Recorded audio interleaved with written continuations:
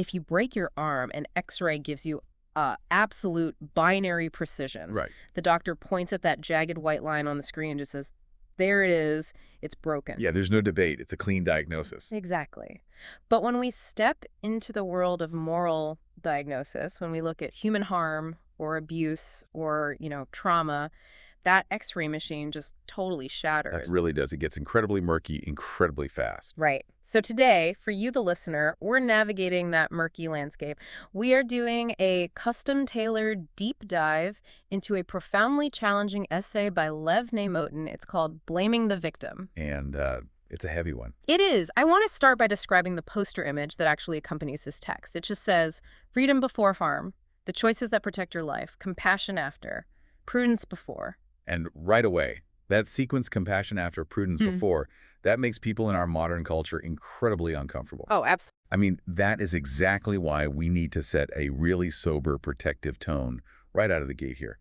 The entire mission of our conversation today is prevention, not accusation. Prevention, right. Exactly. We are going to explore how society can actually teach prudence without losing compassion.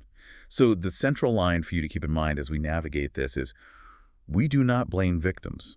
We study how not to become one. I love that framing. We study how not to become one.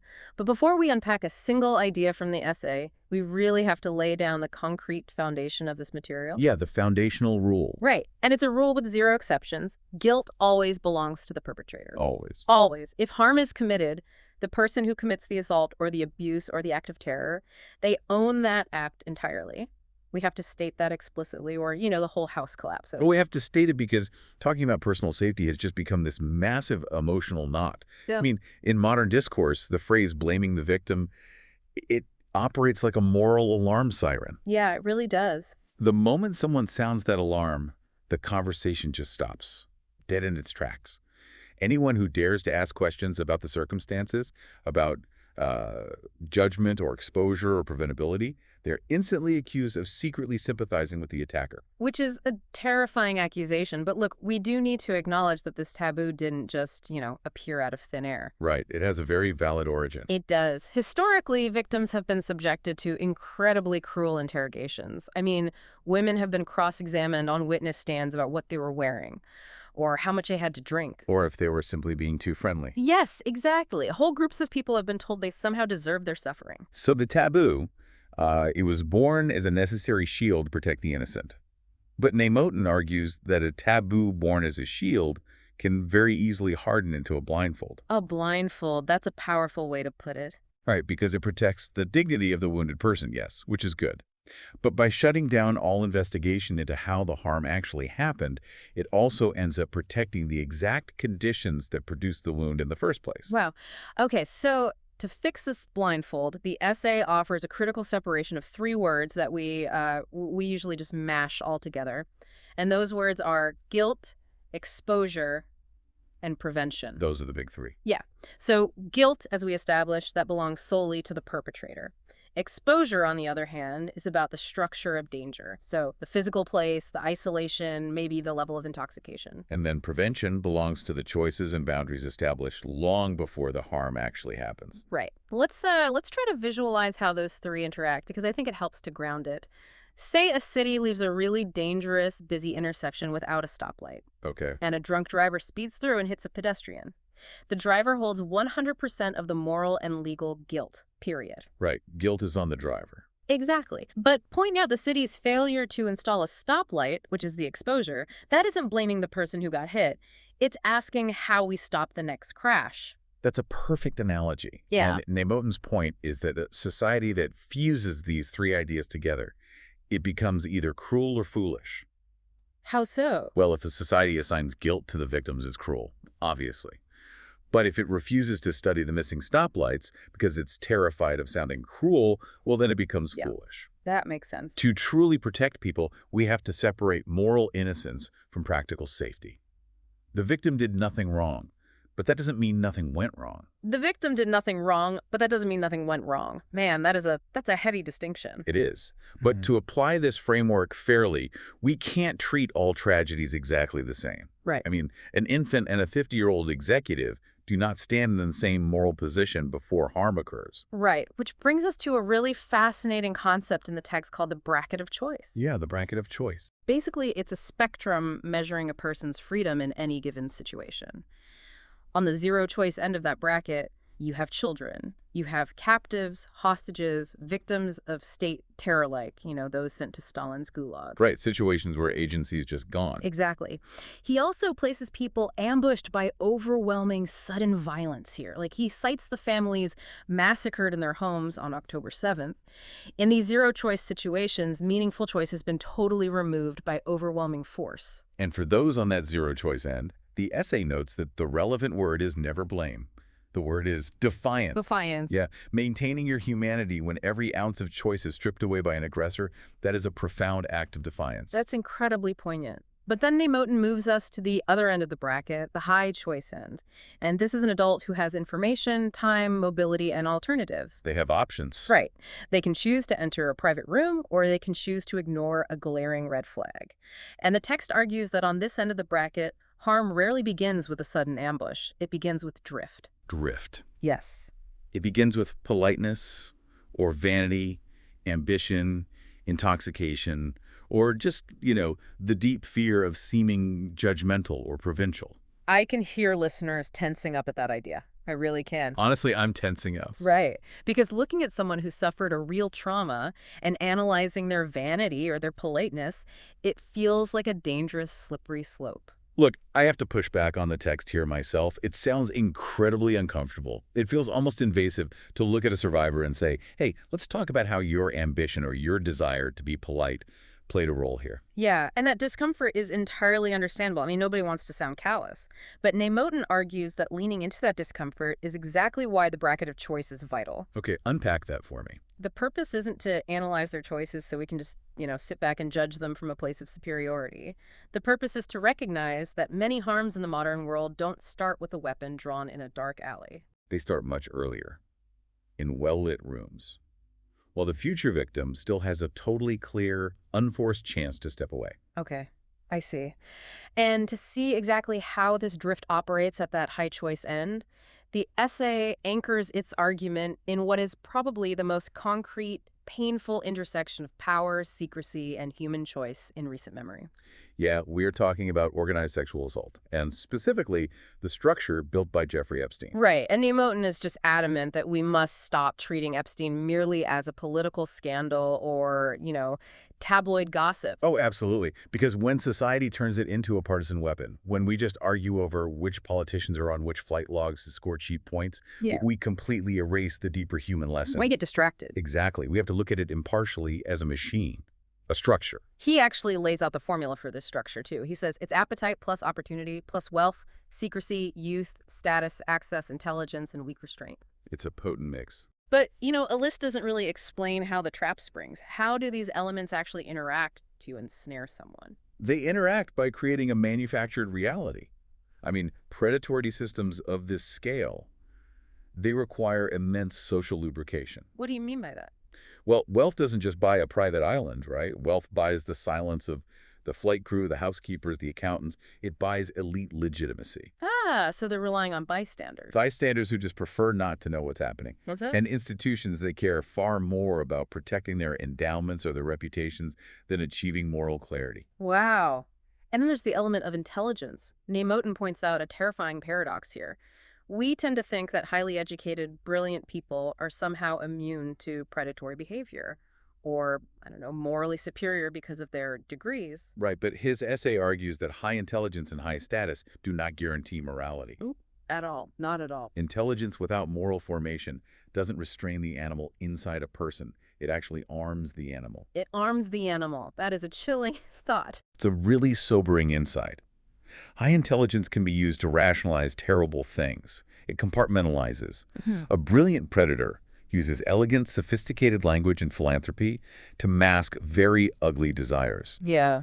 They're far more dangerous than a crude predator because they know exactly how to manipulate the environment and the people in it. So, okay, I'm putting myself in the shoes of a 22-year-old walking into that environment.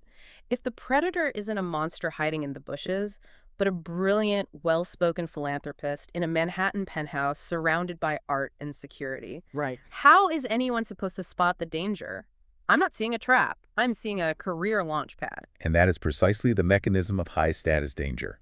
The physical room itself is lying to the victim. It tells them, this is safe. Important, cultured people are here. You are lucky to be here. The ultimate deception. Exactly. The predator disguises access as opportunity. They weaponize the victim's own ambition. They use the victim's deep-seated fear of seeming unsophisticated or ungrateful or dramatic against them. And this manipulation, it relies heavily on some very uncomfortable biological realities, which brings us to a major theme in the essay: biology, prudence, and what Nemotin calls the gate before the trap. The gate before the trap. Yeah, the essay acknowledges a truth that makes many modern people uneasy, which is that biology is not destiny, but it is risk. Right. Statistically, men possess greater physical strength and stronger patterns of sexual pursuit. Now, according to the text, does this excuse predation? Absolutely not. The author is unequivocal about this. Biology makes male self-command and moral formation an absolute duty. Civilization exists, in large part, to expect men to govern their appetites. Yes. But because that biological risk exists, we have to talk about the gate. Evil rarely begins by dramatically announcing its intentions. It begins by asking for one small, seemingly harmless exception. Right. The gate might be a request for a private meeting late at night. It might be a demand to keep a secret, or a drink offered when you're already feeling dizzy, or maybe a powerful older man making a young person feel specially chosen out of a crowd. Nemotin argues that this is where right choices actually belong. They belong the day before the emergency room. Let's use an analogy here because this is crucial for you, the listener, to internalize. The gate isn't a heavy, locked iron door that you have to pry open. It's a velvet rope. A velvet rope? That's good. It's the subtle, sophisticated demand to override your own internal discomfort just to appear mature or worldly or polite. And the thing about a velvet rope is that you actually feel privileged when it's unclipped for you. You do. And to recognize when that velvet rope is leading somewhere dangerous, we have to rely on instinct. But think about how much energy modern culture spends teaching us to silence our instincts. Oh, constantly. We are taught from a very young age to suppress that weird inner warning so we don't seem rude or prejudiced or closed-minded. But Nemotin points out that instinct is often the human body's first physical contact with reality. Just think about your own professional life. How many times have you overridden a gut feeling in a meeting or at a networking event just because you didn't want to seem difficult or uncooperative? Too many times. Exactly. The essay uses the Central Park jogger case as an expanding example of this dynamic between rights and reality. A woman has every moral and legal right to jog safely in a public park at any hour. But, as the text bluntly puts it, a right is not a bodyguard. A right is not a bodyguard. Prudence is about describing the world in which physical bodies actually live, not the utopian world we wish existed. Which raises an urgent question about what we are teaching the next generation. If we follow Nemotin's logic, we have to teach boys that true masculinity is discipline and self-command, not unchecked appetite. Absolutely. And at the same time, we have to rethink how we talk to young women in the name of empowerment. Right, because telling a young woman, you should be totally free to do whatever you want without also warning her about the realities of biological asymmetry, isolation, intoxication, and predatory secrecy, it sounds supportive. It sounds great. It looks great on a bumper sticker, but Nemotin argues it's actually sending her unarmed into dangerous rooms. True empowerment requires literacy in danger. It really does. And if we take that exact concept of limits, physics, and the velvet rope, Nemotin argues we can scale it up. The harsh arithmetic of risk and prudence doesn't just apply to individuals navigating private penthouses. Right, he expands the scope entirely. He does. He applies this same framework to entire societies and nations, specifically looking at shipwrecks, national borders, and the tragedy of October 7th. The core theme he explores here is that compassion cannot suspend limits or physics. He uses this image of a shipwreck. Imagine a safety boat in freezing water. Okay. It has a strictly limited capacity. There are people in the water who desperately want to live, and absolutely nobody is evil for wanting to be rescued. Of course not. But if the people safely on the shore demand that the lifeboat take on everyone, ignoring the physics of buoyancy, the boat sinks and everyone drowns. Compassion, in that scenario, does not suspend arithmetic. Exactly. And Nemotin's thesis applies this same arithmetic to national borders. His argument is that a nation can feel deep, genuine compassion for outsiders suffering from poverty or violence. But if that compassion leads to the erosion or destruction of the border, it doesn't create a humanitarian utopia. What does it create? According to the essay, it leads to trafficking, societal fragmentation, and eventually profound cruelty. His perspective is that compassion without structure just produces the very suffering it hoped to relieve. And look, it's a bitter pill to swallow. We desperately want to believe that if our intentions are just pure and good, reality will somehow bend to accommodate them. We all want to believe that. But Nemotin views this as a dangerous illusion. Refusing to discuss real-world limits just because they sound unkind, it doesn't actually make a society more compassionate. It makes it fragile. Fragile. It makes it less useful to the people it's trying to protect. And the essay argues we see the ultimate cost of that fragility at the most extreme ends of human suffering. He returns to that zero-choice end of the bracket we talked about earlier, specifically discussing the October 7th massacre. Right. The murdered families, the hostages dragged into tunnels, they hold zero guilt. The perpetrators own the guilt entirely. But even in the face of such absolute, undeniable evil, Nemotin insists society still has a moral obligation to ask questions about preventability. Even there. Even there. He argues we have to look at intelligence failures, technological overconfidence, and the incredibly dangerous belief that a society can just carry on a normal, prosperous life indefinitely while sitting right beside a declared, organized evil. So his argument is that goodness is not protection unless it is joined to vigilance. Yes. The text uses an old historical concept relying on faith but carrying the sword. The best time to defend freedom is before it disappears, because once the gate closes, once you are in the tunnel or the hostage situation or the locked room choice is gone. Right. So how do we actually build this protective mindset into our own lives and our culture? Nemotin concludes by mapping out a strict moral sequence when harm happens. A sequence we can't mess up. Exactly. We cannot mix up the order of operations. First, we protect the wounded. Yep. Then we comfort them. Then we punish the perpetrator with the full weight of justice. Right. Only then do we investigate the failures that allowed it to happen. And then we teach the living. Protect, comfort, punish, investigate, teach. We must never interrogate the wounded before they are safe and comforted, but the living society at large. We must not refuse to learn the lessons just because they are painful or uncomfortable to look at. Which brings us right back to our central mission for this deep dive. We do not blame the victim, we study how not to become one. That's the core of it. The ultimate goal is to refuse to produce the next victim by remaining free and vigilant before the harm ever arrives. As we wrap up, I really want to leave you with a final provocative thought to mull over as you go about your week. It builds on an observation Nemotin makes toward the end of his essay. Okay, what is it? He notes that ancient religions, for all their flaws, fundamentally understood that the human animal is dangerous. They built deep restraints, a profound sense of honor and shame, and strict rituals around those dangerous drives. They recognize the danger. Right. Modern culture came along, mocked those restraints, tore them down, and congratulated itself for its absolute freedom. But what did we actually replace those ancient restraints with? That's a great question. Think about it.